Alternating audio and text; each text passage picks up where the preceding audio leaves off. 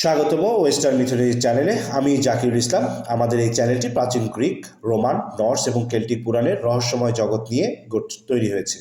এখানে আপনি জানতে পারবেন সেই সব বীর, দেবতা এবং কিংবদন্তি চরিত্রের কাহিনী, যাদের গল্পগুলো যুগ যুগ ধরে মানব সভ্যতাকে প্রভাবিত করেছে। আজকে আমরা পাশ্চাত্য পুরাণের যে অ্যালফাবেট আছে সেটা কীভাবে তৈরি হয়েছে তার সম্পর্কে কিছু জানব।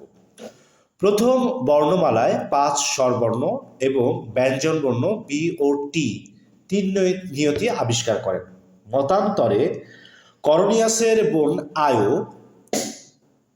প্যালামেডিস বাকি 11টি ব্যঞ্জনবর্ণ তৈরি করেন। হার্মেস এই শব্দগুলোকে লিখন ও মুদ্রণ প্রণালীতে রূপান্তর করেন এবং এই পদ্ধতিটি গ্রিস থেকে মিশরে নিয়ে আসেন। এটা পেলাসজিয়ান বর্ণমালা, যা ক্যাডমাস পরবর্তী সময়ে রোয়োটিয়াতে নিয়ে আসেন। এটা ইভান্ডার ইটালিতে নিয়ে আসেন এবং তার মা কার্মেন্টা ল্যাটিন 15টি বর্ণমালা গঠন করেন। অনেক ব্যঞ্জন বর্ণ সাইমোনিডেস গ্রিক বর্ণমালায় যুক্ত করেন। দীর্ঘ ও এবং হ্রস্ব ই অ্যাপোলোর পুরোহিত সংযুক্ত করেন, যাতে করে অ্যাপোলোর বীণার 7টি তারের জন্য 7টি স্বরবর্ণ থাকে।